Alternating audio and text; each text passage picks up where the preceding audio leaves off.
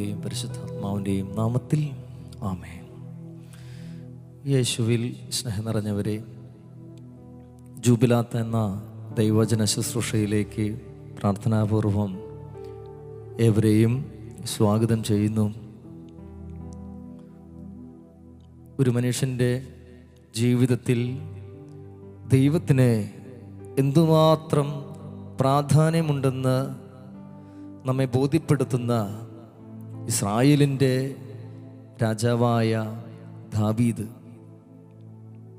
നമ്മെ ഓർമ്മിപ്പിക്കുന്ന ഒരു കാര്യം, അവൻ്റെ കഴിവില്ലായ്മയിൽ, അവൻ്റെ ദാരിദ്ര്യത്തിൽ, അവൻ്റെ കുറവിലും ബലഹീനതയിലും, അവൻ്റെ അടിച്ചമർത്തപ്പെടലിലും ദൈവം എങ്ങനെ കരുതിയെന്ന് സങ്കീർത്തനത്തിൽ വളരെ കൃത്യമായിട്ട് നൽകിയിട്ടുണ്ട്. നമുക്കെല്ലാവർക്കും അറിയാവുന്ന ഒരു വചനഭാഗം സങ്കീർത്തനം 23, കർത്താവാണ് എൻ്റെ ഇടയൻ, എനിക്ക് ഒന്നിനും കുറവുണ്ടാവുകയില്ല. ഇങ്ങനെയാണ് ഈ ഗ്രന്ഥം 23-ാമത്തെ അധ്യായം തുടങ്ങുന്നത്. കർത്താവാണ് എൻ്റെ ഇടയൻ, എനിക്കൊന്നിനും കുറവുണ്ടാവുകയില്ല. ദാവീദ് ഇങ്ങനെ പ്രാർത്ഥിച്ചു കൊണ്ടിരുന്ന മനുഷ്യൻ ജീവിതത്തിൽ ഒരുപാട് കുറവുകൾ വന്നപ്പോൾ അവൻ ഒരാളെ അവൻ്റെ ജീവിതത്തിലേക്ക് കൊണ്ടുവന്നു. കർത്താവിനെ കൊണ്ടുവന്നിട്ട് അവൻ ചേർത്ത് പിടിച്ചിട്ട് പറയുന്ന വചനമാണിത്: എനിക്കൊന്നിനും കുറവില്ല. കർത്താവിൻ്റെ ഇടയനായി വന്ന നിമിഷം മുതൽ അതുവരെ അവന് കുറവുണ്ടായിരുന്നു. കർത്താവില്ലാതിരുന്ന നിമിഷങ്ങളിൽ അവന് വലിയ പോരായ്മകൾ കടന്നു പോയിട്ടുണ്ട്. എന്നാൽ കർത്താവിനെ ഹൃദയത്തിലേക്ക് കൊണ്ടുവന്ന സമയം മുതൽ എനിക്ക് ഒരു കുറവും ഉണ്ടായിട്ടില്ല. ഹല്ലേലൂയ, ഹല്ലേലൂയ, ഹല്ലേലൂയ, ഹല്ലേലൂയ. പ്രിയമുള്ളവർ, ഈ വചനത്തിൽ എന്നെ ഏറ്റവും കൂടുതൽ സ്പർശിച്ച ഒരു തിരുവചന ഭാഗം, വചനം ഇങ്ങനെയാണ്. 4-ാമത്തെ തിരുവചനം: മരണത്തിൻ്റെ നിഴൽ വീണ താഴ്വരയിലൂടെയാണ് ഞാൻ നടന്നു പോകുന്നതെങ്കിലും അവിടുന്ന് കൂടെയുള്ളതിനാൽ ഞാൻ ഭയപ്പെടുകയില്ല. അടുത്ത വചനം: അങ്ങയുടെ ഊന്നുവടിയും ദണ്ഡും എനിക്ക് ഉറപ്പേകുന്നു. നിങ്ങൾ ഈ വചനം ഒരു വലിയ പ്രതിസന്ധിയിലാണ് കേൾക്കുന്നതെങ്കിൽ നിങ്ങളെ സ്വാധീനിക്കും.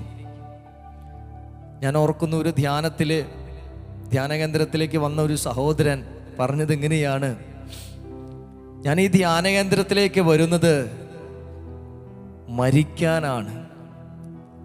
കയ്യില് ബാഗില് വിഷക്കുപ്പിയിട്ടാണ് ധ്യാനത്തിലേക്ക് വന്നത്. അദ്ദേഹത്തിൻ്റെ കടന്നുപോയ വഴികൾ സംസാരിച്ചു കൊണ്ടിരുന്നപ്പോൾ എൻ്റെ കണ്ണിൽ നിന്നും കണ്ണുനീര് ഒഴുകി.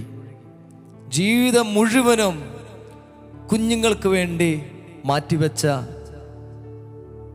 നല്ലവനായ ഒരു അപ്പൻ, മക്കൾ വളർന്നു വന്നപ്പോൾ എല്ലാവരും അപ്പനെ തള്ളിപ്പറഞ്ഞ് ഒറ്റയ്ക്കാക്കി. ആരുമില്ല, അമ്മയില്ല, ഈ മക്കളും തള്ളിപ്പറഞ്ഞ് ഈ മക്കൾക്ക് വേണ്ടി കടം മേടിച്ചും വലിയ ഉന്നതങ്ങളിൽ എത്തിച്ചു ഈ മക്കളെ.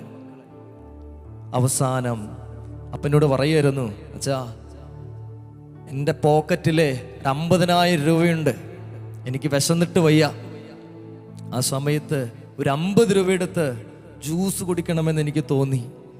അതുപോലും എടുക്കാതെ ഞാൻ 50,000 രൂപ എടുത്തു വെച്ച് എൻ്റെ കുഞ്ഞിൻ്റെ ഫീസ് കിട്ടിയ ആളാണ് ഞാൻ. അങ്ങനെ വളർത്തി വലുതാക്കി മക്കള് വലിയ ഉന്നതങ്ങളിൽ എത്തിയപ്പോൾ ഈ അപ്പനെ വലിച്ചെറിഞ്ഞു. ആരോടും പറഞ്ഞില്ല. ധ്യാനകേന്ദ്രത്തിൽ വെച്ച് മരിക്കാമെന്ന് തീരുമാനമെടുത്തു. കുപ്പി ബാഗിലിട്ട് വന്ന ഒരു വ്യക്തി. പ്രിയമുള്ളവരെ, അദ്ദേഹം കടന്നുപോയ വഴികൾ നിസ്സാരമല്ല. ഞാൻ അപ്പോൾ എൻ്റെ മനസ്സിലേക്ക് കടന്നു വന്ന വചനം: മരണത്തിൻ്റെ നിഴൽ വീണ താഴ്വരയിലൂടെയാണ് ഞാൻ കടന്നു പോകുന്നതെങ്കിലും വചനം എന്താണ് നിങ്ങൾ ഓർമ്മിപ്പിക്കുന്നത്? അവിടുന്ന് കൂടെയുള്ളതിനാൽ ഞാൻ ഭയപ്പെടില്ല. കർത്താവ് എനിക്ക് ഊന്നുവടിയാണ്, ദണ്ഡുമാണ്. ആ ധ്യാന കേന്ദ്രത്തിലേക്ക് വന്ന് അദ്ദേഹത്തെ ശക്തിപ്പെടുത്തിയത് ഞാൻ മനസ്സിലാക്കുന്ന കാര്യം ഇതാണ്: കർത്താവാണ് അദ്ദേഹത്തെ അവിടെ എത്തിച്ചത്. ഒരു മരണത്തിൻ്റെ മുൻപിൽ നിൽക്കുന്ന നിങ്ങൾക്ക് ആരെങ്കിലും ഇതിനെക്കുറിച്ച് ചിന്തിക്കുന്നുണ്ടെങ്കിൽ, മടുത്തുവെന്ന് പറയുന്നൊരു വാക്ക് നിങ്ങളുടെ ഹൃദയത്തിൽ വന്നിട്ടുണ്ടെങ്കിൽ, നിങ്ങൾ ഓർക്കണം, അവിടുന്ന് കൂടെയുണ്ടെങ്കിൽ ഞാൻ ഭയപ്പെടില്ല, പേടിക്കില്ല, തളരില്ല. മക്കൾ പോയാലും ജീവിത പങ്കാളി വിട്ടുപോയാലും ഞാൻ തളരില്ല. ഞാനൊരു ഇടവകയിലായിരുന്ന സമയത്ത് ഒരു മനുഷ്യൻ പെട്ടെന്ന് അദ്ദേഹത്തിന് നടുവേദന വന്നു. ഒരു കുഞ്ഞും ഭാര്യയും. അങ്ങനെ ഇദ്ദേഹം ആശുപത്രിയിൽ കാണിച്ചു. പക്ഷേ പിന്നീടാണ് അറിയുന്നത് നട്ടെല്ലിന് ക്യാൻസറാണ്. 2 മാസത്തിനുള്ളിൽ കിടപ്പായി. പിന്നീട് ഭാര്യ പറഞ്ഞ കാര്യം ഇതാണ്: എനിക്ക് വീട് വരെ ഒന്ന് പോകണം. ആ സ്ത്രീ കുഞ്ഞിനെ കൈപിടിച്ച് വീട് വരെ പോയി. വരാമെന്ന് പറഞ്ഞാണ് പോയത്. ഈ മനുഷ്യൻ കിടപ്പാണ്, 2 മാസമായിട്ട് കിടപ്പാണ്. ചെറുപ്പക്കാരൻ, 43 വയസ്സ്. പ്രിയമുള്ളവരെ, ആ സ്ത്രീ കുഞ്ഞും പോയ പോക്കാണ്.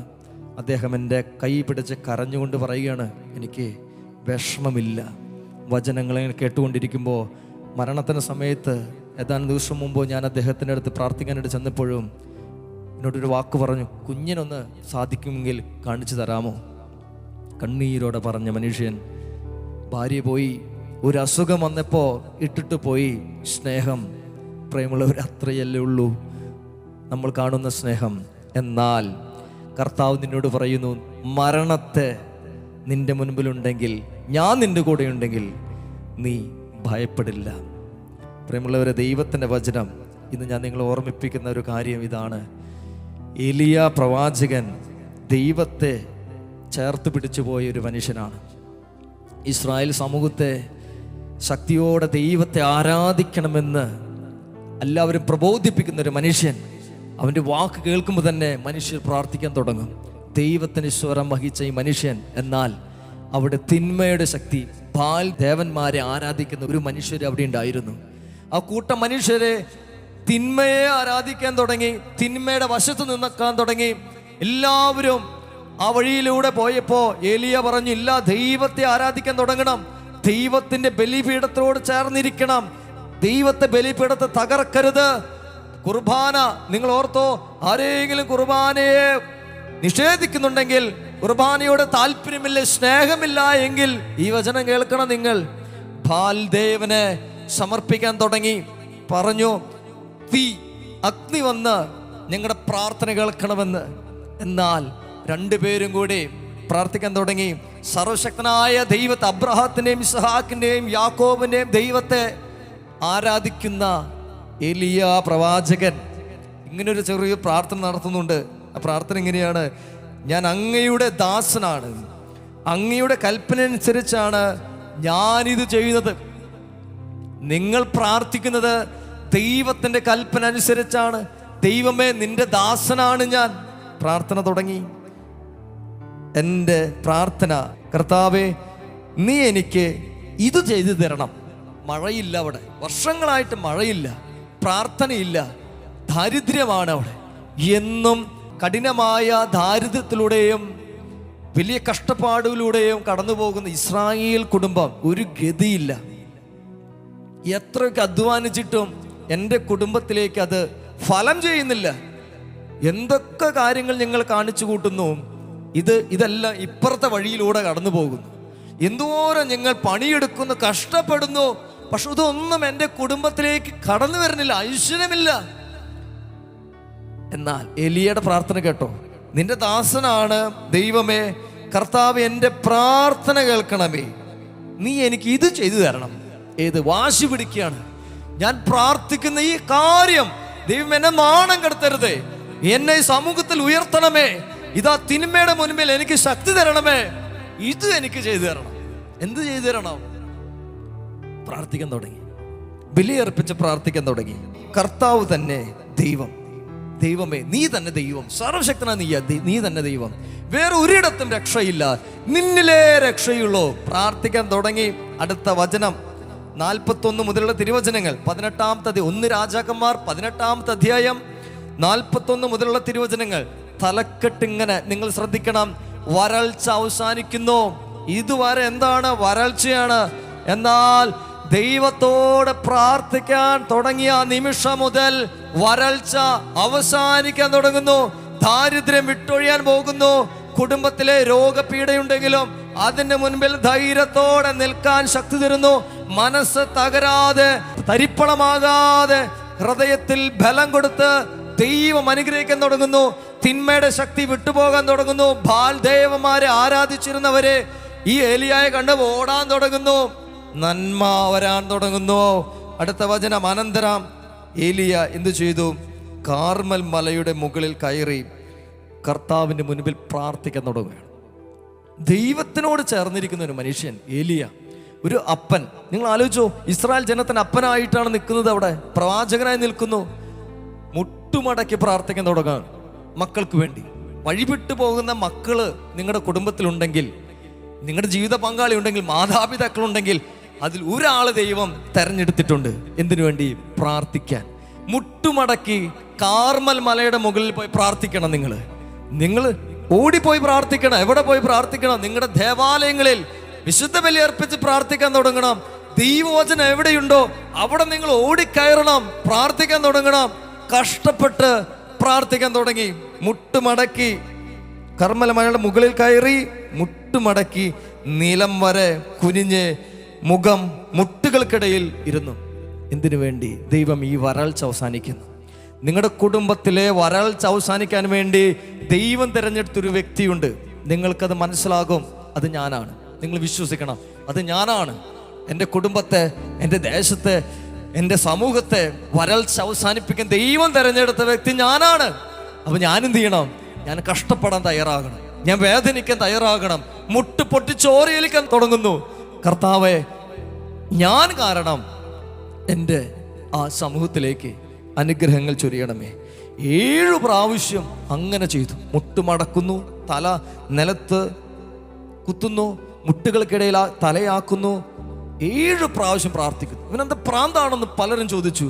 ഇവൻ ഇതുപോലെ തന്നെ വീണ്ടും വീണ്ടും ആവർത്തി ചെയ്തു.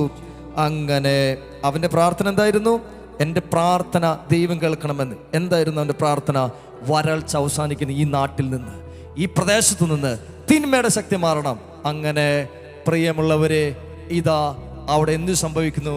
ഒരു കാർമേഘം വരാൻ തുടങ്ങി. ഇത്രയും നാൾ വരൾച്ച ചൂട് അനുഭവപ്പെട്ടിരുന്ന സമയത്ത് ഒരു കാർമേഘം, നല്ല തണൽ വരാൻ തുടങ്ങി. ഹല്ലേലൂയ, ഹല്ലേലൂയ, ഹല്ലേലൂയ. ഒരു തണൽ വരാൻ തുടങ്ങി. എന്തൊക്കെയോ മാറ്റങ്ങൾ വരുന്നു.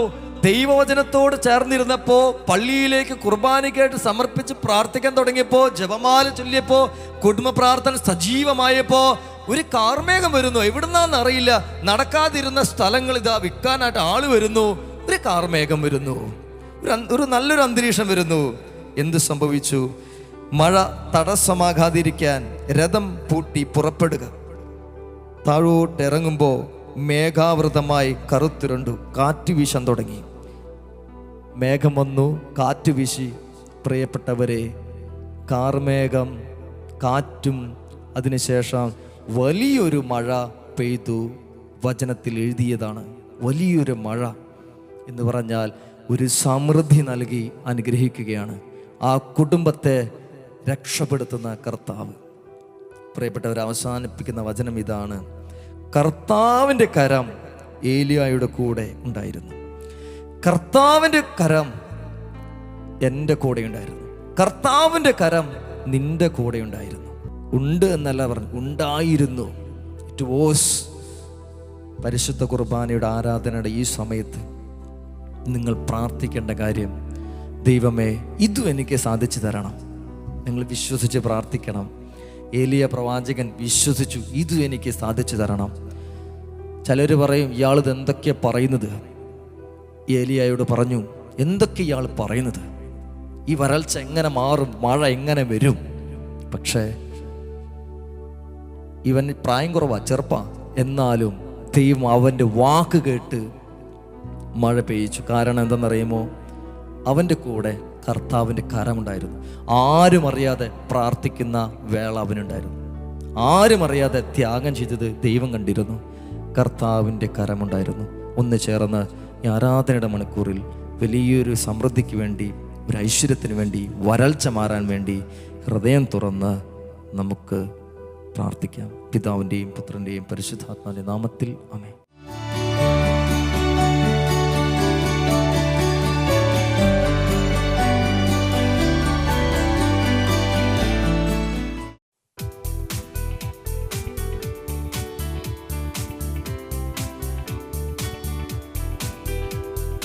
ആത്മശക്തിയെ ഇറങ്ങി എന്നിൽ വാ, ഇറങ്ങി എന്നിൽ വാ, മഴ പോലെ പെയ്തിറങ്ങി വാ, മഴ പോലെ പെയ്തിറങ്ങി വാ. സ്വർഗീയത്തിയെ ഇറങ്ങി എന്നിൽ വാ, ഇറങ്ങി എന്നിൽ വാ, മഴ പോലെ പെയ്തിറങ്ങി വാ, മഴ പോലെ പെയ്തിറങ്ങി വാ. ആത്മശക്തിയെ ഇറങ്ങി എന്നിൽ വാ, ഇറങ്ങി എന്നിൽ വാ, മഴ പോലെ പെയ്തിറങ്ങി വാ, മഴ പോലെ പെയ്തിറങ്ങി വാ. സ്വർഗീയത്തിയെ ഇറങ്ങി എന്നിൽ വാ, ഇറങ്ങി എന്നിൽ വാ, മഴ പോലെ പെയ്തിറങ്ങി വാ, മഴ പോലെ പെയ്തിറങ്ങി വാ. ആത്മനദിയായൊഴുകി എന്നിലിന്നു വാ, ആത്മശക്തിയായൊഴുകി എന്നിലിന്നു വാ, ആത്മനദിയായൊഴുകി എന്നിലിന്നു വാ, ആത്മശക്തിയായൊഴുകി എന്നിലിന്നു വാ. മഴ പോലെ പെയ്തിറങ്ങി വാ, മഴ പോലെ പെയ്തിറങ്ങി വാ, മഴ പോലെ പെയ്തിറങ്ങി വാ, മഴ പോലെ പെയ്തിറങ്ങി വാ. കർത്താവിൻ്റെ ശക്തി ഒരു മനുഷ്യൻ്റെ ജീവിതത്തിലേക്ക് കടന്നു വരുന്നത് അവൻ എന്തുമാത്രം ദൈവത്തിൻ്റെ സന്നിധിയിൽ വില കൊടുത്ത് അവൻ പ്രാർത്ഥിക്കുന്നു. നമ്മൾ കേട്ട ദൈവവചന ഭാഗം കർത്താവിൻ്റെ മുൻപിൽ വില കൊടുത്ത് വിശ്വസിച്ച് പ്രാർത്ഥിച്ച എലിയ പ്രവാചകൻ. എലിയ പ്രവാചകൻ ദൈവത്തിൻ്റെ കൃപയിൽ കൊണ്ട് നിറഞ്ഞ് ദൈവം ഇത് ചെയ്തു തരും, ഞങ്ങളുടെ കുടുംബത്തെ വരൾച്ച മാറ്റി തരും, ഇതാണ് അവൻ പ്രാർത്ഥിക്കുന്നത്. അവൻ പ്രാർത്ഥിക്കുന്ന അവന് വേണ്ടിയല്ല. കാരണം എന്താ? അവൻ ദൈവവചനം സ്വീകരിച്ചാണ് മുന്നോട്ട് പോകുന്നത്. അവൻ പറയുന്നതും അവൻ പ്രാർത്ഥിക്കുന്നതും ഇസ്രായേൽ കുടുംബത്തിന് വേണ്ടിയാണ്. ആ കുടുംബത്തിലേക്ക് മഴ വരണം, ആ കുടുംബത്തിൻ്റെ വരൾച്ച മാറണം. ദൈവമേ, നീ എൻ്റെ പ്രാർത്ഥന കേൾക്കണം. കർത്താവ് എൻ്റെ പ്രാർത്ഥനയ്ക്ക് ഉത്തരം അരുളണം. നീ പ്രാർത്ഥിച്ചു.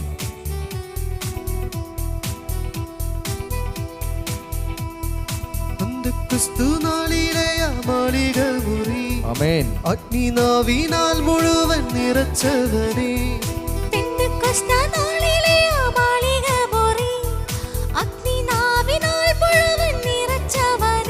അഗ്നിജ്വാല പോൽ പിളർന്നിറങ്ങി വാ, കൊടും കാറ്റു പോലെ വീശി എന്നിൽ വാ, അഗ്നിജ്വാല പോൽ പിളർന്നിറങ്ങി വാ, കൊടും കാറ്റ് പോലെ വീശി എന്നിൽ വാ.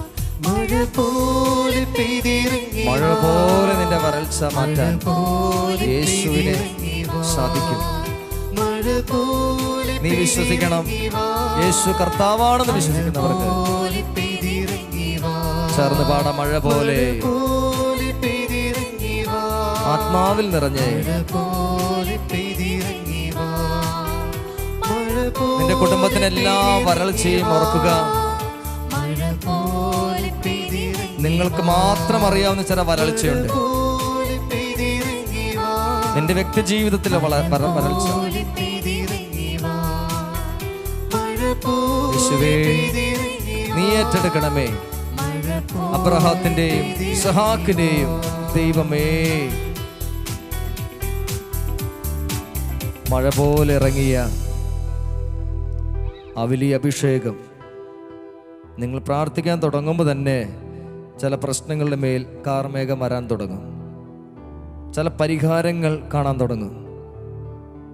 കുമ്പസാരിക്കാൻ തുടങ്ങുമ്പോൾ തന്നെ, കുർബാനയ്ക്ക് പോകാൻ നിങ്ങൾ തീരുമാനം എടുക്കുമ്പോൾ തന്നെ, കുടുംബ പ്രാർത്ഥന ഈ കുടുംബത്തിൽ വേണമെന്ന് തീരുമാനം എടുക്കുമ്പോൾ തന്നെ, ജപമാല ചൊല്ലി പ്രാർത്ഥിക്കണമെന്ന് നിങ്ങൾ ഹൃദയത്തിൽ ആഗ്രഹിക്കുന്ന സമയത്ത് തന്നെ, വിശ്വാസ പ്രമാണം ചൊല്ലി പ്രാർത്ഥിക്കുന്ന ഒരു കുടുംബത്തിന് കാർമേഘം ഇങ്ങനെ വന്നു നിൽക്കുന്നതായി നിങ്ങൾക്ക് തന്നെ അനുഭവിക്കാൻ പറ്റും. ദിവസങ്ങൾക്ക് മുമ്പ് അക്രൈസ്തവ സമൂഹത്തിലെ 2 സഹോദരിമാർ വന്നു. അമ്മായിമ്മയും മരുമകളും. അവരുടെ അവരുടെ അവസ്ഥ ഇതായിരുന്നു. ആരോ പറഞ്ഞു, ഈ ധ്യാനകേന്ദ്രത്തിൽ വന്ന് പ്രാർത്ഥിച്ചു ഒരു സഹോദരി പറഞ്ഞു, ഇവിടെ വന്നാൽ നിങ്ങളുടെ കാര്യം നടക്കുമെന്ന്. കാര്യം നടക്കും. ഈ 2 പേരും വന്ന് കരഞ്ഞുകൊണ്ടിരിക്കുകയാണ്. അക്രൈസ്തവരാണ്, യേശുവിനെ കുറിച്ച് അറിയില്ല, കേട്ടിട്ടുള്ളൂ, ബൈബിളൊന്നും വായിച്ചിട്ടില്ല, ഒരു പ്രാർത്ഥനകളും അറിയില്ല. പക്ഷെ ആരും അവരോട് പറഞ്ഞു കാര്യം നടക്കും. പക്ഷെ അവർ 2 പേരും കരഞ്ഞുകൊണ്ട് സങ്കടത്തോടെ ഒരേ കാര്യം പറയുകയാണ്, ഞങ്ങളുടെ കുടുംബം മുഴുവനും ആത്മഹത്യയുടെ വക്കിലാണ്, ഒരു വലിയ വരൾച്ചയുടെ വക്കിലാണ്. അമ്മയുടെ മകൻ, ആ മോളുടെ ഭർത്താവ് ദുബായിലാണ്, വർഷങ്ങളായിട്ട് ദുബായിലാണ്, വരാൻ പറ്റുന്നില്ല. വലിയ സാമ്പത്തിക പ്രതിസന്ധിയിൽ തകർന്നു പോയ കുടുംബം. ഈ അമ്മയും ആ മകളും 3 കുഞ്ഞുങ്ങളും ഞങ്ങൾ ആത്മഹത്യയുടെ വക്കിലാണ്. ഞങ്ങളെ സഹായിക്കാൻ ഈ ലോകത്ത് ആരുമില്ല, പണം തന്ന് സഹായിക്കാൻ നിങ്ങൾക്കാകില്ല, ഒരു പരിഹാര മാർഗം തരാമെന്ന് ഒരു സഹോദരി പറഞ്ഞിട്ടാണ് ഈ ആലയത്തിലേക്ക് വന്നത്. ക്രിസ്തുവിനറിയില്ല അക്രൈസ്തവ സമൂഹം. പ്രിയമുള്ളവരെ, നിങ്ങൾ വിശ്വസിക്കുമോ എന്ന് എനിക്കറിയില്ല. എൻ്റെ മുറിയിൽ ഒരു സഹോദരൻ ഉണ്ടായിരുന്നു, അക്രൈസ്തവ സമൂഹത്തിൽ നിന്ന് വിശ്വാസം സ്വീകരിച്ച ഒരു വ്യക്തി. അദ്ദേഹത്തിൻ്റെ പേര് ഷിബു എന്നാണ്. ഈ സഹോദരൻ എൻ്റെ മുറിയിലുണ്ട്. ഞങ്ങൾ 4 പേരും ചേർന്ന് പ്രാർത്ഥിച്ചു. ഇവരുടെ ജീവിതത്തിൽ നടക്കാതിരുന്നൊരു കാര്യം, സ്ഥലം വിറ്റാൽ കാര്യങ്ങളെല്ലാം ശരിയാകും. 5 വർഷമായിട്ട് അതിനുവേണ്ടി പരിശ്രമിക്കുന്നു, ഇന്നേ വരെ നടന്നിട്ടില്ല. എന്നാൽ അവരവിടെ വന്ന് ഞങ്ങളുടെ പ്രാർത്ഥനയ്ക്കൊടുവിൽ ഞങ്ങളൊരു കാര്യം, ഒന്നാമത്തെ കാര്യം പറഞ്ഞു, 33 പ്രാവശ്യം വിശ്വാസ പ്രമാണം നിങ്ങൾ ചൊല്ലാമോ എഴുതി കൊടുത്തു. രണ്ടാമത്തെ കാര്യം, ജപമാല നിങ്ങൾ വീട്ടിൽ എല്ലാ ദിവസവും ചൊല്ലാൻ നിങ്ങൾ തയ്യാറാണോ? ഇവിടെ നിങ്ങൾ കണ്ടു, ബാൽ ദൈവങ്ങളെ ആരാധിക്കുന്ന ഒരു പക്ഷമുണ്ട്, പിശാചിനെ ആരാധിക്കുന്നവരെ. എന്നാൽ ദൈവത്തെ ആരാധിക്കുന്നവരെ പ്രാർത്ഥിക്കാൻ തുടങ്ങിയപ്പോൾ അവരുടെ പ്രദേശത്ത് തന്നെ തിന്മയും പോയി, വരൾച്ചയും പോയി. ഇത് മഴ വരാൻ തുടങ്ങി. നേരത്തെ പാടിയ ഗാനം, വരൾച്ച മാറി മഴ വരാൻ തുടങ്ങി. ഈ അമ്മയും മരുമകളും ആർത്തിയോടെ നൽകപ്പെട്ട 2 കാര്യങ്ങൾ, ഒന്ന് വിശ്വാസ പ്രമാണം ദിവസത്തിൽ 33 പ്രാവശ്യം ചൊല്ലാമെന്ന് ചെറിയ പ്രാർത്ഥനയാണ്, എല്ലാവരും ചൊല്ലുന്നതാണല്ലോ. അവർക്ക് പറഞ്ഞു, നിങ്ങൾക്ക് യേശുവിനെ കുറിച്ചൊന്നും അറിയില്ല, പക്ഷെ ഞങ്ങൾ ഒരു നിബന്ധന വെച്ചു, നിങ്ങൾ വേറെ ഒരിടത്തും പോയി പ്രാർത്ഥിക്കാൻ പോകരുത്, ഒരു വിഗ്രഹത്തിൻ്റെ അടുത്ത് പോയി നിങ്ങൾ പ്രാർത്ഥിക്കരുത്, യേശുവിനെ വിളിച്ച് മാത്രമേ പ്രാർത്ഥിക്കാമോ. ഹല്ലേലൂയാ, ഹല്ലേലൂയ, ഹല്ലേലൂയ, ഹല്ലേലൂയ. ഞങ്ങൾ പറഞ്ഞ കാര്യം, പരിഹാര മാർഗം ദൈവമാണ് തരുന്നത്. എന്നാൽ ഞങ്ങൾ പറഞ്ഞ ഒരു ചെറിയൊരു സന്ദേശം ഇതായിരുന്നു, നിങ്ങൾക്ക് നിങ്ങളുടെ സ്വസ്ഥതയും സമാധാനവും കർത്താവ് നിങ്ങൾക്ക് തരും. നിങ്ങൾ പ്രാർത്ഥിക്കാൻ തുടങ്ങുമ്പോൾ സമാധാനം തന്ന് ദൈവം അനുഗ്രഹിക്കും. അത് നിങ്ങൾ പറഞ്ഞു, സ്വസ്ഥത നിങ്ങൾക്ക് കിട്ടും, സന്തോഷം കിട്ടാൻ തുടങ്ങും. പ്രശ്നങ്ങൾ പരിഹരിക്കുന്നത് സർവശക്തനായ ദൈവമേ. നിങ്ങൾ വാശി പിടിച്ച് പ്രാർത്ഥിക്കണം. ഏലിയ പ്രാർത്ഥിച്ച പോലെ ഇത് എനിക്ക് ചെയ്തു തരണം. പ്രേമുള്ളവരെ, ഇവര് ഈ 2 കാര്യങ്ങളും കൃത്യമായിട്ട് ചെയ്യാൻ തുടങ്ങി. അക്രൈസ്തവ സമൂഹമാണ്, വലിയ വിശ്വാസത്തോടെ അവർ പ്രാർത്ഥിക്കാൻ തുടങ്ങി. അവരുടെ കാര്യം നടക്കണം. 5 വർഷമായി നടക്കാതിരുന്ന സ്ഥലം വിൽക്കണം. അടുത്ത ചൊവ്വാഴ്ച 7 ദിവസം കഴിഞ്ഞ് 7ാമത്തെ ദിവസം അടുത്ത ചൊവ്വാഴ്ച അവർ വന്നത് ഞാൻ ഓർക്കുന്നു. അവർ വന്നു. ഞങ്ങൾ കരുതി വീണ്ടും അവർ ഈ പ്രാർത്ഥന നിയോഗത്തിനാണെന്ന് കരുതി. എന്നാൽ അവരെ റൂമിൽ വന്ന് പറഞ്ഞ ഒരു കാര്യം ഇതാണ്, ഇവിടുന്ന് പോയി 5ാമത്തെ ദിവസം, നാളുകൾക്ക് മുമ്പ് ഇവരുടെ സ്ഥലം നോക്കാൻ വന്ന 2 വ്യക്തികൾ വന്നിട്ട് 5ാമത്തെ ദിവസം അവരുടെ സ്ഥലം വലിയൊരു തുകയ്ക്ക് കച്ചവടമായി. 7ാമത്തെ ദിവസം ചൊവ്വാഴ്ച ഇവിടെ വന്ന് നന്ദി പറയാൻ വന്നതാണ്. പ്രാർത്ഥിച്ചതിൻ്റെ ഈ വിശ്വാസ പ്രമാണം ജപമാല ചൊല്ലിയും ദൈവം ഞങ്ങളെ അനുഗ്രഹിച്ചു. പ്രിയമുള്ളവരെ, കാര്യസാധ്യത്തിന് വേണ്ടി പറഞ്ഞ കാര്യമല്ല ഇത്. എന്നാൽ ഒരു വിശ്വാസമില്ലാതിരുന്ന 2 വ്യക്തികൾക്ക് ഇത് ദൈവം വിശ്വസിച്ച് ഇത് ചെയ്തു തരണമെന്ന് പ്രാർത്ഥിക്കാൻ തുടങ്ങിയപ്പോൾ, യേശുവിൽ സമർപ്പിച്ച് പ്രാർത്ഥിക്കാൻ തുടങ്ങിയപ്പോൾ ഈ അമ്മ കൊണ്ടുവന്നത് 3 കുഞ്ഞുങ്ങളെ കൈപിടിച്ചാണ്. എൻ്റെ മനസ്സിൽ കടന്നു വന്ന കാര്യം ഇതാണ്. ആദ്യം 2 പേര്, പിന്നെ 3 കുഞ്ഞുങ്ങളെ കൈപിടിച്ച് കൊണ്ടുവന്ന് 3 പേർക്കും കൊന്ത മേടിച്ച് യേശുവിലേക്ക് വിശ്വസിച്ച് പരിശുദ്ധ കുർബാനയിൽ പങ്കെടുത്ത് ദൈവവചനം സ്വീകരിച്ച് ആരാധനയിൽ പങ്കെടുത്താണ് ഈ 3 കുഞ്ഞുങ്ങളെയും സ്കൂൾ മുടക്കി ഈ അമ്മ കൊണ്ടുവന്നത്. ഹല്ലേലൂയാ, ഹല്ലേലൂയ, ഹല്ലേലൂയാ. ഹല്ലേലൂയ. വരൾച്ച മാറ്റുന്ന ഒരു ദൈവം നിനക്കുണ്ട്. ഈ സമയം എല്ലാവരും കണ്ണുകൾ അടച്ചുകൊണ്ട് നമുക്ക് ഒരു നിമിഷം കർത്താവിൻ്റെ സന്നിധിയിലേക്ക് സമർപ്പിക്കാം. നമ്മുടെ വരൾച്ചയെ, നമ്മുടെ കുടുംബത്തെ തകർക്കുന്ന ഏത് പ്രതിസന്ധിയാണോ നീ വിശ്വസിച്ച് പ്രാർത്ഥിക്കാൻ തുടങ്ങുമ്പോൾ ഒരു കാർമേഘം വരാൻ തുടങ്ങും നിന്റെ കുടുംബത്തെ. മഴ പോലെ പെയ്തിറങ്ങണമേ. ആ വരികൾ, 2 വരികൾ നമുക്കൊന്ന് ചേർന്ന് പാടാം. മഴ പോലെ പെയ്തിറങ്ങണം. മഴ പോലെ പെയ്തിറങ്ങി വാ. വരൾച്ച അനുഭവിക്കുന്ന ഏതെങ്കിലും വ്യക്തികളോടെ ഉണ്ടെങ്കിൽ, മഴ പോലെ പെയ്തിറങ്ങി വാ. പ്രിയമുള്ളവരെ, നിങ്ങൾ ഈ സമയത്ത് നിങ്ങളുടെ ജീവിതത്തിലെ വരൾച്ച അനുഭവിക്കുന്നത് കൊണ്ടുവരിക ഹൃദയത്തിലോട്ട്. നിങ്ങൾ കടന്നു പോകുന്ന വഴിയെ സമർപ്പിക്കാൻ പോകുന്നു ഈ ദിവ്യകാരുണ്യത്തിന് മുൻപിൽ. നേരത്തെ കേട്ട വചനഭാഗം, ഇത് ചെയ്തു തരണം എനിക്ക്. ജോലിയില്ലാതെ വരൾച്ച അനുഭവിക്കുന്ന മക്കളെ, വിദേശത്ത് കടബാധ്യത മൂലം കഴിയുന്നവരെ, പഠിച്ചുകൊണ്ടിരിക്കുന്ന മക്കൾക്ക് പഠിച്ചിട്ടും തലയിൽ കയറുന്നില്ല, സാരമില്ല, തോറ്റുകൊണ്ടിരിക്കുന്നു, വിഷമിക്കണ്ട. മഴ പോലെ യേശു പെയ്തിറങ്ങട്ടെ. മഴ പോലെ പെയ്തിറങ്ങി വാ. ആവർത്തിച്ചു പാടുന്നു. മഴ പോലെ പെയ്തിറങ്ങി വാ. നിങ്ങൾ സമർപ്പിച്ച ഒരിക്കൽ കൂടി പോലെ യേശുവിന്റെ കരങ്ങളിലേക്ക് വിട്ടുകൊടുക്കുക. അവന്റെ തിരുരക്തത്തോട് ചേർത്ത് വെക്കുക. ആത്മാവിൽ നിറയപ്പെടട്ടെ. യേശുവേ, ഹല്ലേലൂയ. ആത്മാവിൽ നിറഞ്ഞ് ശക്തിയോടെ മഴ പോലെ പെയ്തിറങ്ങി നിങ്ങളെ രക്ഷിക്കാൻ യേശുവിന് സാധിക്കും. നിങ്ങളെ ബലപ്പെടുത്താൻ യേശുവിന് സാധിക്കും. വിശ്വസിച്ചുകൊണ്ട് കർത്താവിന്റെ ആശീർവാദം സ്വീകരിക്കുന്ന നമുക്ക് ഈ സമയത്ത് ആത്മാവിൽ നിറഞ്ഞ് അഭിഷേകത്തോടെ ദൈവത്തിന് ശക്തി നിങ്ങളെ ശക്തിപ്പെടുത്തട്ടെ. മഴ പോലെ പെയ്തിറങ്ങി വാ. മഴ പോലെ പെയ്തിറങ്ങി വാ. മഴ പോലെ പെയ്തിറങ്ങി വാ. മഴ പോലെ പെയ്തിറങ്ങി വാ. മഴ പോലെ പെയ്തിറങ്ങി വാ. പരിശുദ്ധ പരമ ദിവ്യകാരണത്തിന് എന്നേരവും ആരാധനയും സ്തുതിയും പുകഴ്ചയും ഉണ്ടായിരിക്കട്ടെ. പരിശുദ്ധ പരമ ദിവ്യകാരണത്തിന് എന്നേരവും ആരാധനയും സ്തുതിയും പുകഴ്ചയും ഉണ്ടായിരിക്കട്ടെ. പരിശുദ്ധ പരമ ദിവ്യകാരണത്തിന് എന്നേരവും ആരാധനയും സ്തുതിയും പുകഴ്ചയും ഉണ്ടായിരിക്കട്ടെ.